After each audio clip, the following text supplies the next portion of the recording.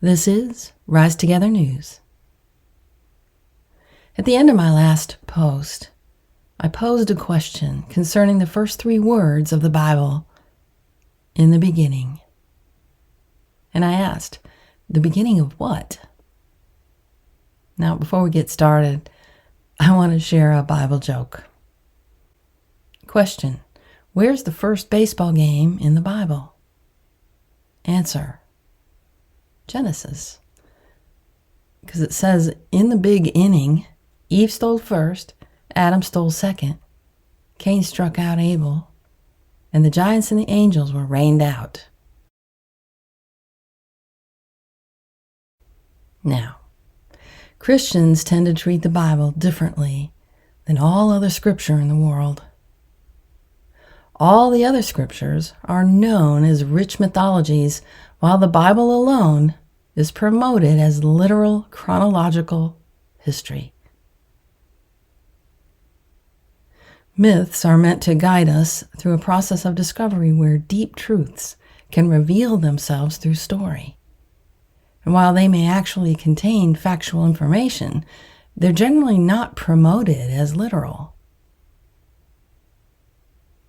But the Bible is often presented as literal in order to enforce a very specific way of viewing the world. So, for the purposes of my posts, I'm going to invite you to consider the Bible as mythology, because that way we can compare it with other writings and expand our understanding to see if there's more to discover in the Bible than we originally thought.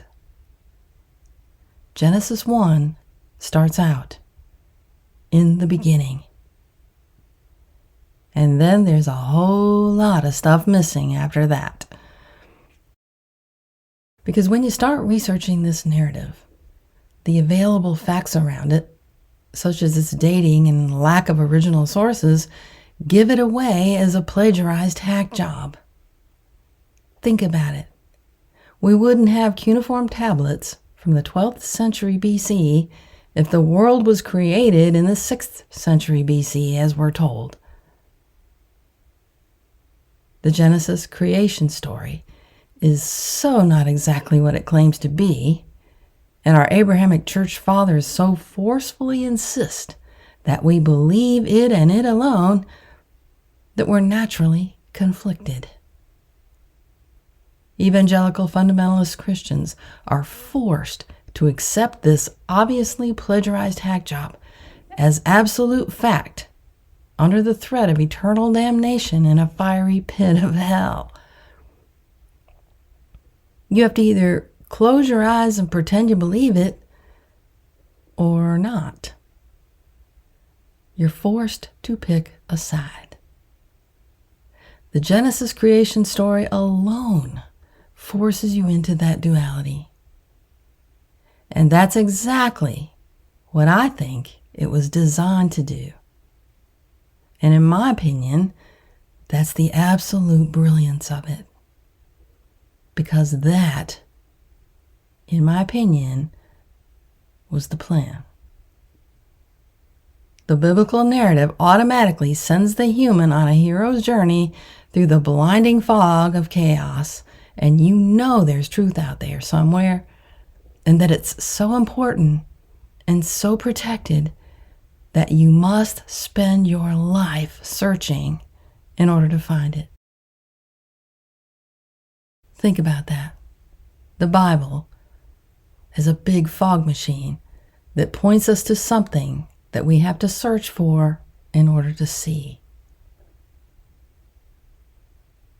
Now, to answer my original question, in the beginning of what?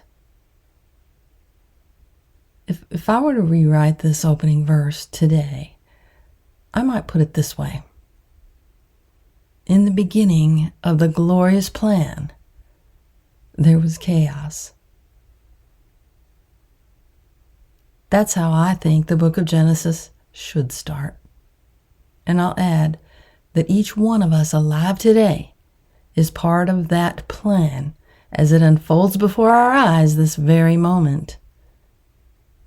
And yes, it's biblical, all right. That's all for now. I'm Cindy K. Courier. See you next time.